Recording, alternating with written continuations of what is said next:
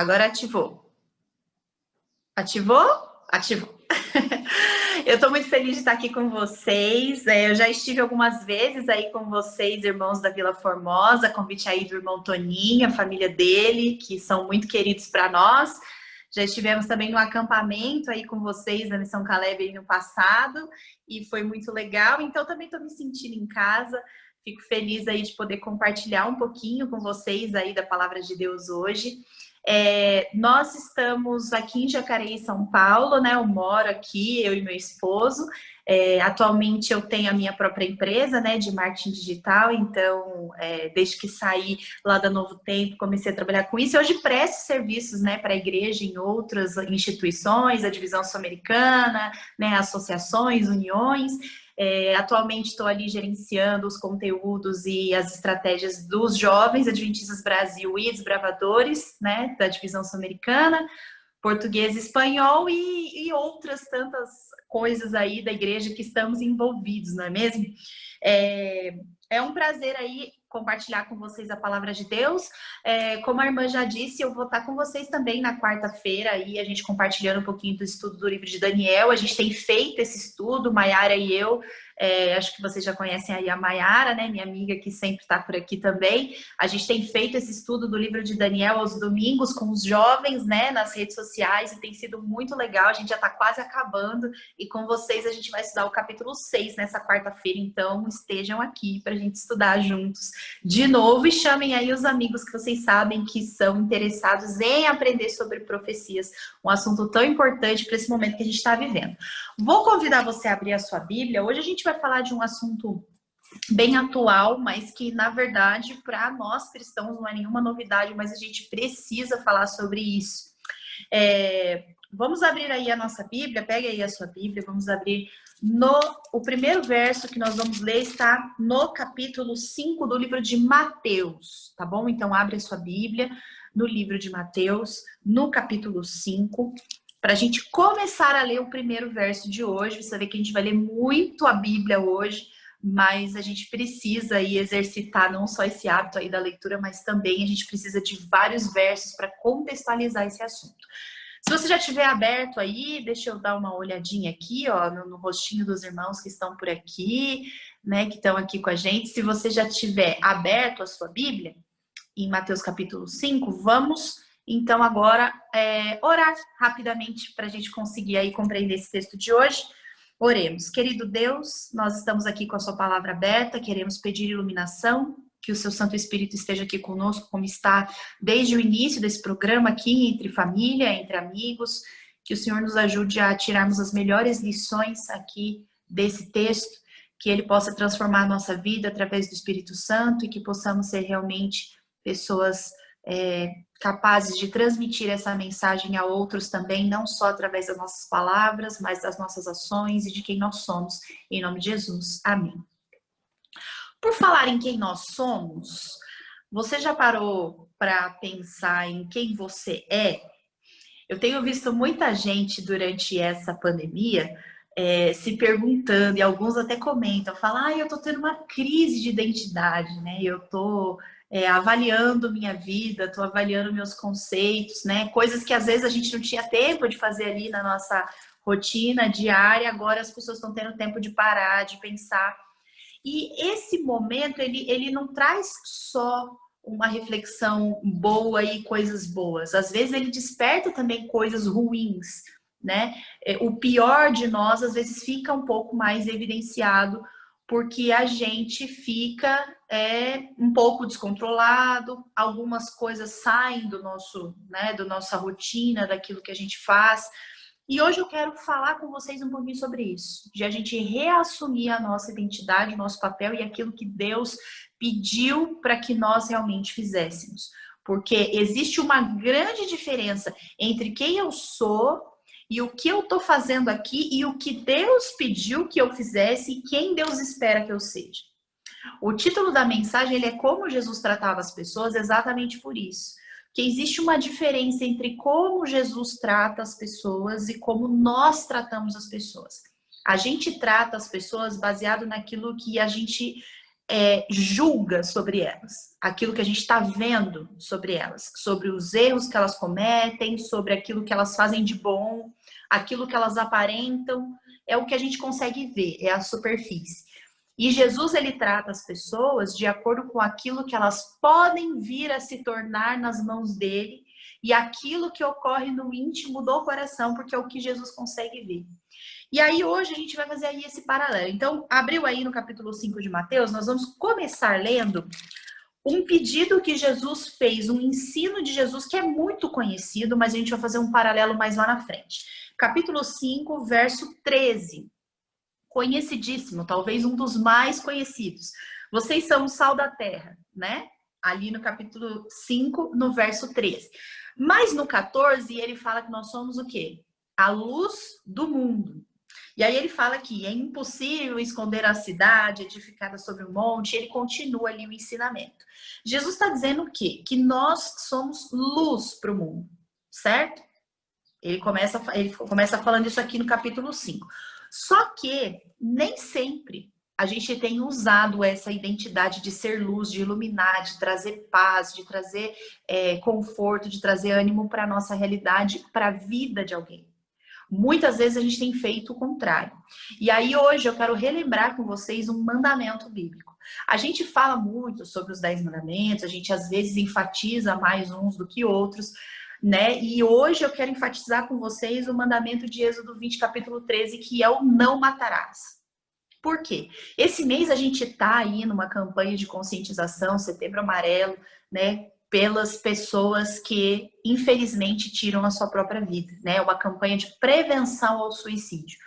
E a gente fala pouco sobre esse assunto, né? No nosso contexto religioso, porque existe muito preconceito também. As pessoas que sofrem de doenças mentais, elas enfrentam muitos preconceitos. Por muito tempo existia e ainda existem pessoas que não reconhecem isso como uma doença, acham que é uma frescura, que é falta de fé, que é falta de Deus, né? N motivos. E aí, às vezes, a gente acaba agravando a situação de uma pessoa que está precisando de luz, que na verdade precisava que nós a tratássemos como Jesus a trataria, né? E às vezes a gente age como o contrário. Passa um pouquinho aí para frente, no próprio capítulo 5, vamos no verso 22. No capítulo 5, verso 22, Jesus diz o seguinte, está ensinando sobre a ira. E aí ele fala, eu, porém, lhes digo que basta irar-se contra alguém para estar sujeito a julgamento. E aí ele continua, quem xingar alguém de estúpido corre o risco de ser levado ao tribunal. E quem chamar alguém de louco corre o risco de ir para o inferno de fogo. Aqui, quando Jesus está usando essa expressão, e aí na sua Bíblia são várias versões, né? Mas ali no original, essa palavrinha ali, que na minha foi traduzida por estúpido, no original ela quer dizer um desprezo. É quando você despreza profundamente uma pessoa. E aí eu fico pensando, o não matarás, ele tem a ver só com chegar, ir lá e atirar e matar uma pessoa? Aqui Jesus está ensinando o seguinte, não mate. E aí ele continua, eu porém lhes digo que basta irar-se contra alguém. João vai trazer uma definição bem interessante sobre essa questão do ódio. E eu vou convidar você a ir mais para frente um pouquinho. Lá no capítulo, no livro de 1 João, na primeira carta de João, lá no capítulo 2 primeiro. Nós vamos ler primeiro o capítulo 2. E já deixa aberto aí em 1 João, que nós vamos ler outros versos aí dessa carta tão especial para nós, que tem vários conselhos. Ó, 1 João capítulo 2, João começa dizendo assim, ó, no verso 7, amados, eu não lhes escrevo um novo mandamento, mas um antigo que vocês têm desde o princípio. Ou seja, ele não está dizendo que está dando uma nova lei. Ele está dizendo que ele está reforçando um princípio que já veio de lá de trás. E aí ele continua, é a mesma mensagem que vocês ouviram antes. E no verso 8, e no entanto, também é um novo mandamento, cuja verdade ele demonstrou, e vocês também a demonstram, pois a escuridão está se dissipando e a verdadeira luz já brilha. E aí no verso 9 ele traz uma definição muito importante para a gente entre esse paralelo que nós estamos fazendo hoje aqui, entre sermos luz do mundo, sermos representantes de Cristo. E aí aqui no verso 9 ele coloca: se alguém afirma, estou na luz, mas odeia o seu irmão, ainda está na escuridão. Quem ama o seu irmão permanece na luz e não leva outros a tropeçar. Aqui na primeira carta de João, ele vai trazer vários conceitos importantes e eu vou só ler um verso para você. Você não precisa voltar lá atrás, depois se você quiser ler, você pode voltar, mas deixa aberto aí no 1 João. No Evangelho de João mesmo, o Evangelho de João, no capítulo 3, no verso 20, ele fala o seguinte: quem pratica o mal odeia a luz e não se aproxima dela, pois teme que os seus pecados sejam expostos. Mas quem pratica a verdade se aproxima da luz para que outros vejam que ele faz a vontade de Deus. Então veja quantos versos falando sobre luz, e quem é a luz, né? Aqui a gente tem plena consciência de que essa luz só pode vir de Deus, porque a luz ela só vem coisas boas, né? A bondade é a única fonte de bondade, é o próprio Deus, é Jesus. E nós só temos essa luz quando nós estamos nas mãos de Deus, né? Nós estamos com Jesus. Ao contrário disso, nós estamos em trevas, como diz aqui o verso. Se a gente odeia o nosso irmão, a gente permanece na escuridão, a gente está na escuridão. E aí aqui eu queria convidar vocês a refletir um pouquinho sobre isso, porque nós temos visto muitas coisas acontecerem, e eu digo isso não só na internet, que é o mais comum agora para nós, né? O nosso mundo se tornou isso aqui que a gente está vendo, né? Essas interações sociais aqui só através da internet. E nós temos visto o pior das pessoas sendo revelado, externalizado através da internet. As pessoas se sentem protegidas através de uma tela, né? Eu não sei vocês, qual é a sensação que vocês têm aí de estar aí do outro lado da tela e a gente não tá pessoalmente se vendo. Mas muitas vezes as pessoas revelam o pior delas porque elas se sentem protegidas por uma tela, achando que elas podem falar o que quiserem, agir como quiserem, e que não tem problema nenhum nisso, porque a gente não está pessoalmente aqui. E aí a gente usa as nossas palavras para atacar alguém, para julgar alguém, para dizer o que alguém fez, deixou de fazer, expor. E muitas vezes essas ações de ódio, não só na internet, mas elas se projetam para a vida real. Porque a gente esquece que nós estamos vivendo aqui o nosso virtual, mas aí do outro lado existe uma família, existem pessoas reais, existem pessoas que trabalham, têm um emprego, existem pessoas que têm um ministério, existem pessoas comuns vivendo, né? A gente está vivendo fora dessa tela aqui. E muitas vezes as palavras, os comentários, algo que a gente coloca, do jeito que a gente coloca, pode destruir a vida de alguma dessas pessoas. E odiar o nosso irmão é como matá-lo. Aqui no próprio capítulo 3 de 1 João, no verso 15, João fala mais uma vez sobre isso. E ele diz aqui, ó, quem odeia o seu irmão já é assassino. Ou seja, esse ódio gratuito, ou muitas vezes não gratuito, mas o ódio em si, ele traz o pior de nós à tona. E pode destruir a vida de uma pessoa, né? Há uns meses atrás, a gente começou a ver, né? Quando a gente começou com essa pandemia, a gente começou a ver muita coisa acontecendo, né? Pessoas perdendo ali a sua visibilidade na internet porque fizeram alguma coisa errada e de repente veio uma multidão de pessoas cancelar aquela pessoa, né? Agora é muito comum a gente ouvir isso. E aí eu fico pensando, como é que Jesus tratava as pessoas? Aqui, se você depois, agora durante o sábado à tarde, quiser ler o Evangelho de João e quiser ler também as cartas, você vai perceber que tudo que Jesus fazia era totalmente ao contrário do que a sociedade religiosa da época fazia. E foi por isso que ele foi tão atacado nesses momentos. Porque as pessoas com quem Jesus andava, as pessoas que Jesus vinha para resgatar, não eram as pessoas que eram acolhidas dentro da comunidade religiosa. E aí eu fico me perguntando, a gente hoje, porque Jesus disse aqui, nos últimos ensinos dele ali, né, ali ele fala, nós somos a luz do mundo. E ele é a própria luz. Então, se nós somos luz, do mundo, nós somos representantes dele. Somos pessoas que deveriam estar fazendo o quê? Refletindo quem ele é, não importa o que estivéssemos fazendo. Não está aqui especificado, olha, sejam luz na igreja, sejam luz no sábado, sejam luz na casa de vocês. Não, sejam luz. Iluminem onde vocês estiverem. E se eu sou representante de Cristo, eu estou tratando as pessoas como Jesus tratava as pessoas ou como eu acho que eu deveria tratar as pessoas? Hoje em dia a gente cai num erro muito comum, que é como a gente olha, né, o exterior, Deus olha o interior, né, mas a gente olha o exterior, a gente acha que o nosso papel é julgar e rotular, né, as pessoas. E isso tem trazido um grande problema para nós como sociedade, para nós como pessoas que dizemos representar Jesus. Porque as pessoas, elas têm receio de vir a nós, receio de falar com a gente, receio de vir à igreja. Como será que eu vou ser tratado na igreja? Como será que eu vou ser tratado no meio das pessoas que servem a Jesus?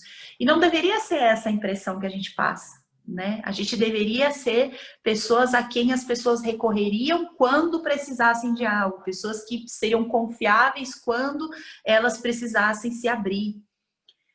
E isso é importantíssimo, porque Jesus, ele coloca aqui que nós somos os representantes. E nós precisamos tratar as pessoas como Jesus tratava. Agora, só tem um jeito de fazer isso.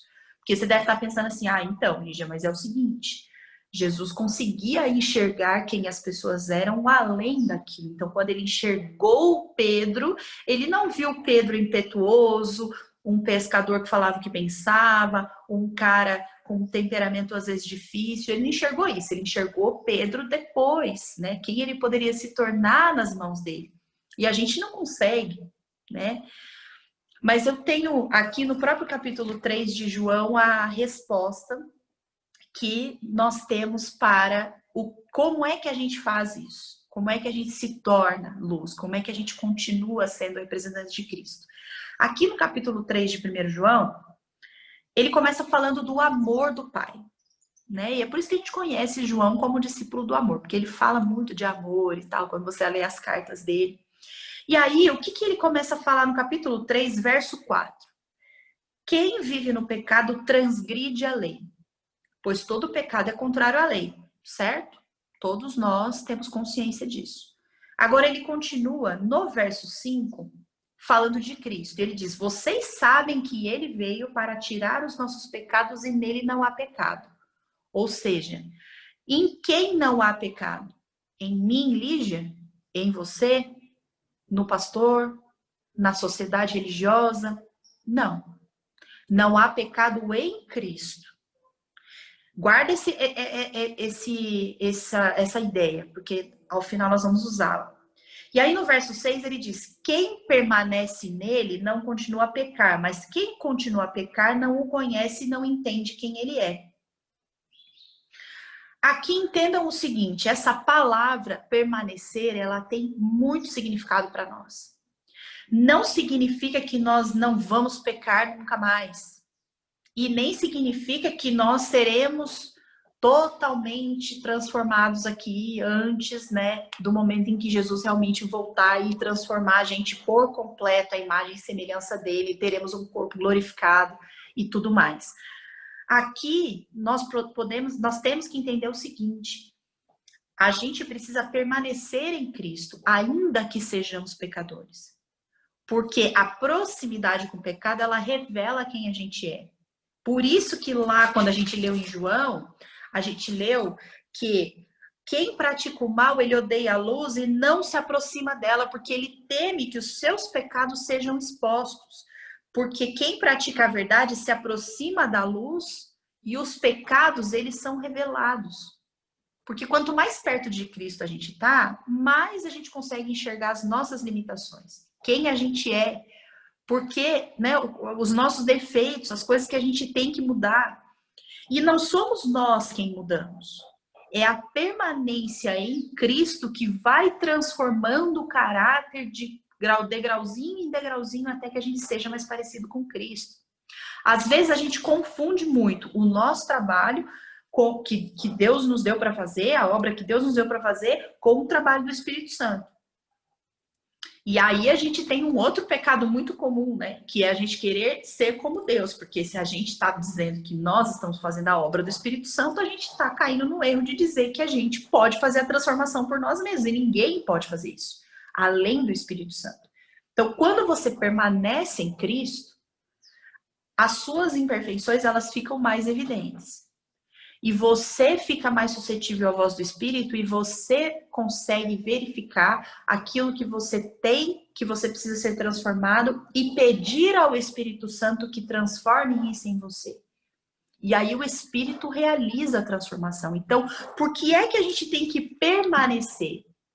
O nosso erro é não permanecer. O nosso erro é, pequei, fiz algo muito ruim, muito errado, e aí eu penso, não tem salvação para mim. Não tem como voltar. Não tem como falar isso com Deus. Não tem como eu me abrir sobre isso. Não tem. Assim, eu fiz um negócio que não tem condição. E é aí que a gente erra. Por quê? Porque se a gente não permanece em Cristo, ainda que o meu pecado fique revelado ali e eu perceba a minha iniquidade, o Espírito não pode me transformar. Porque ele só vai te transformar naquilo que você pedir para ele. O Espírito não vai fazer a obra que você não pedir. Então, se você não reconhece o seu pecado, ele não tem como te transformar daquilo.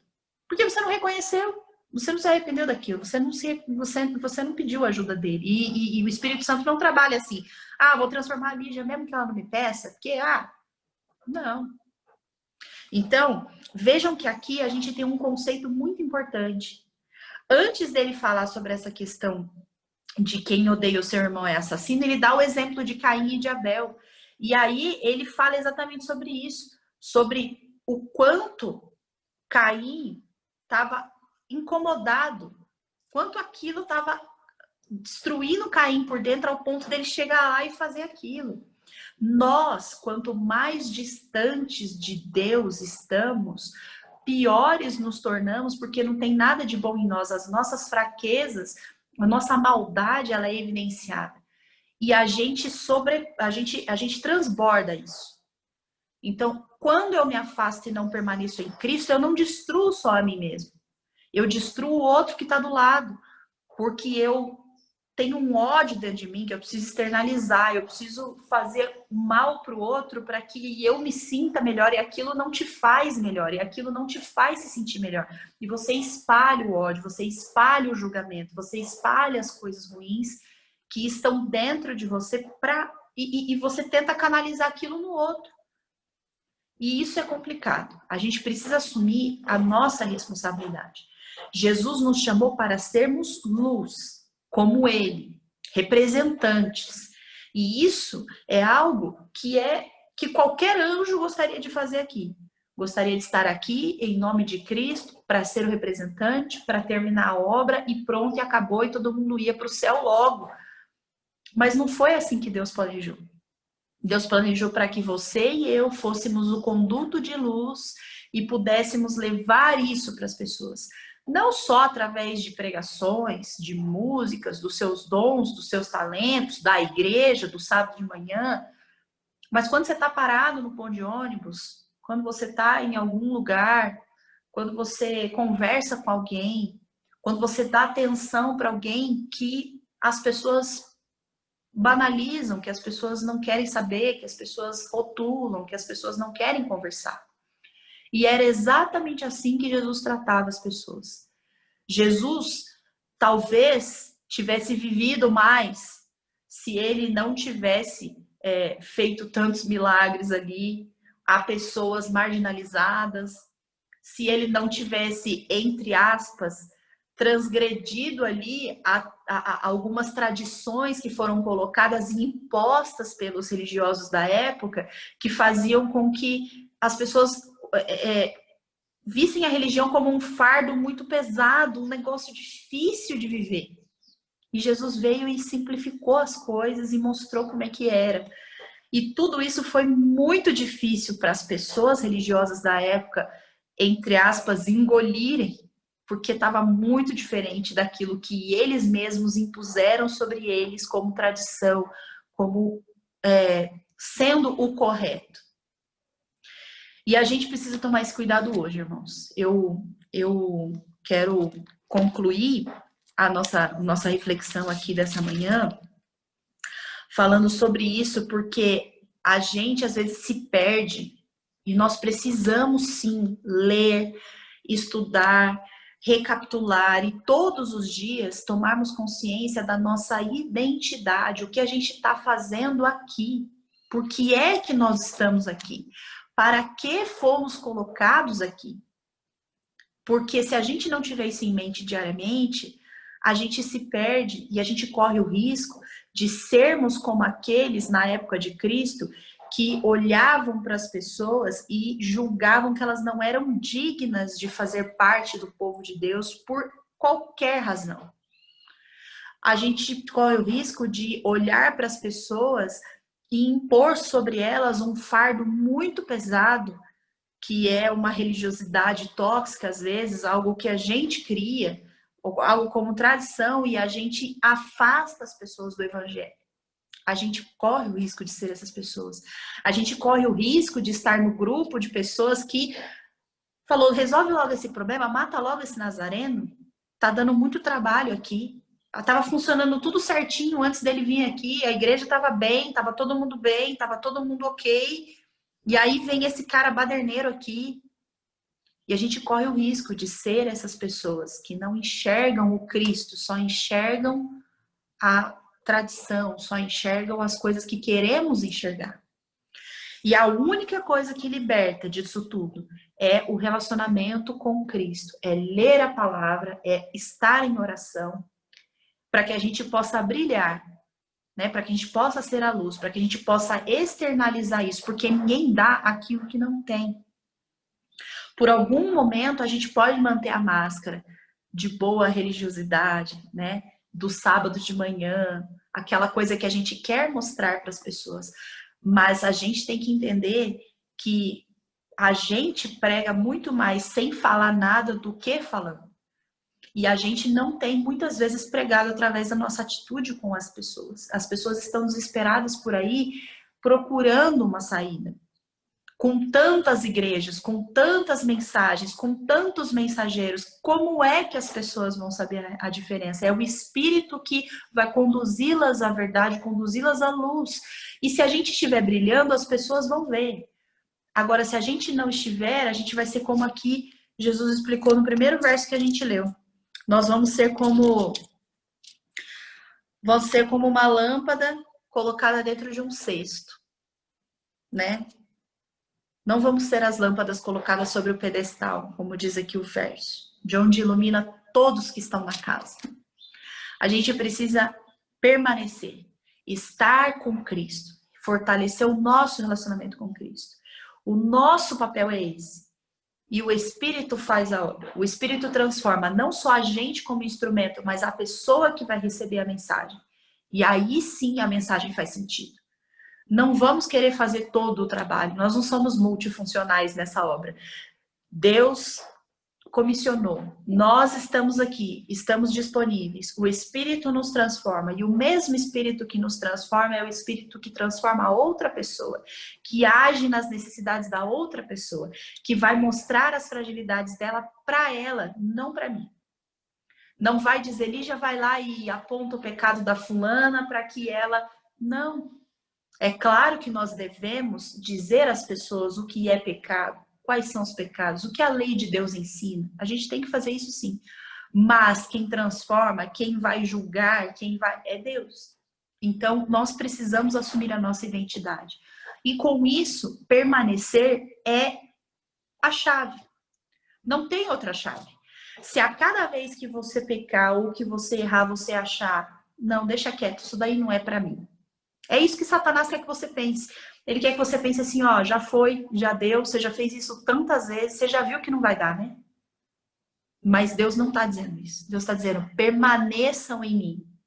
E aí você, a despeito dos seus pecados, Deus vai perdoar os seus pecados. Você vai começar com ele de novo ali, engatinhar novamente, né? Começar ali a sua, né? O seu caminho e o Espírito vai te transformando e você vai se tornando uma pessoa mais parecida com Cristo. Que nós possamos ser essas pessoas, irmãos. Tem muita gente sofrendo ao nosso redor e a gente não repara. Tem muita gente precisando de Jesus ao nosso redor, mas nós temos um filtro com essas pessoas e a gente acha que, de repente, não vou pregar para essa pessoa. Ou, não, essa pessoa não, acho que ela não quer saber de Jesus. Nós só conhecemos a superfície. Quem conhece a necessidade, sabe quem está buscando ou não, é o Espírito Santo. Então, permanecendo em Cristo, ele vai nos guiar e nós vamos fazer. E não vamos nos preocupar com onde vai a mensagem, para quem vai a mensagem, o que vai ser feito dessa mensagem. Então, que Deus nos ajude a sermos esses mensageiros. Que Deus nos ajude a sermos luz para as pessoas, sermos os representantes de Cristo, mas que antes de tudo, o Espírito transforme o nosso eu para que a gente tenha o Espírito em nós, para que aí sim a gente possa refletir, possa fazer o nosso papel.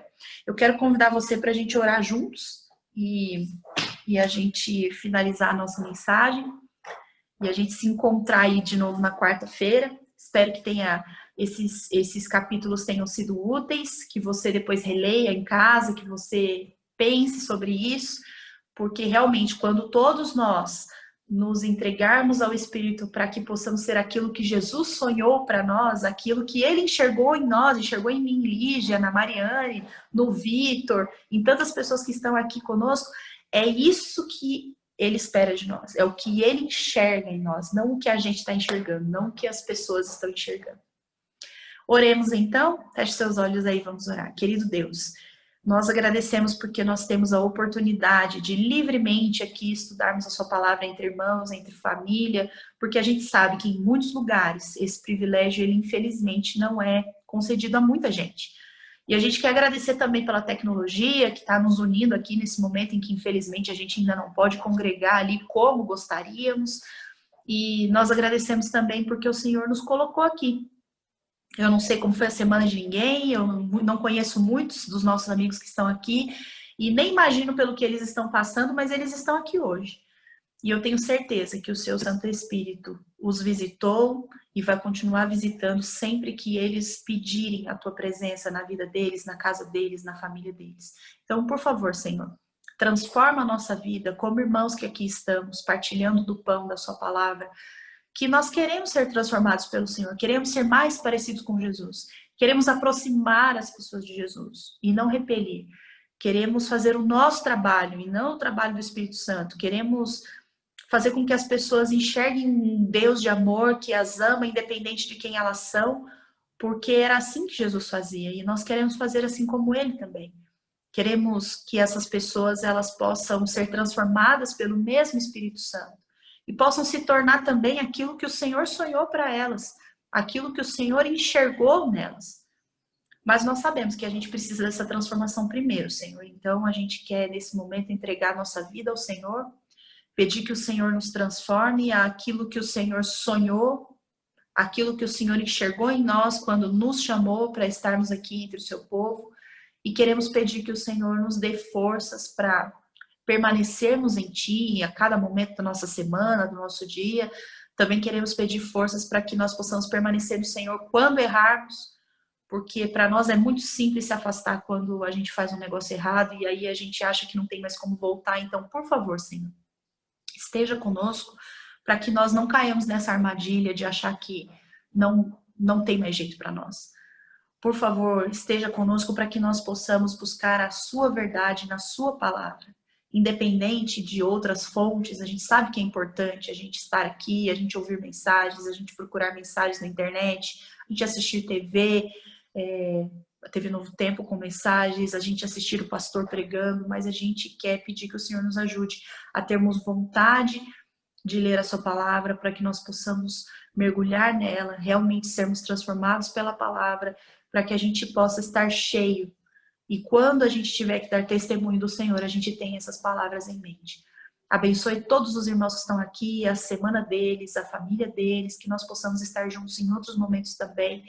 E que o Senhor nos perdoe dos nossos pecados, das nossas imperfeições, naquilo que a gente tem falhado e nos ajude a sermos pessoas que realmente brilhem pelo Senhor, façam sua obra, façam aquilo que o Senhor gostaria que nós fizéssemos e que muito em breve a gente possa ver o Senhor Jesus voltando nas nuvens do céu para nos levar e a gente acabar de vez por todas aqui com esse sofrimento que a gente tem passado por aqui e tantos outros também.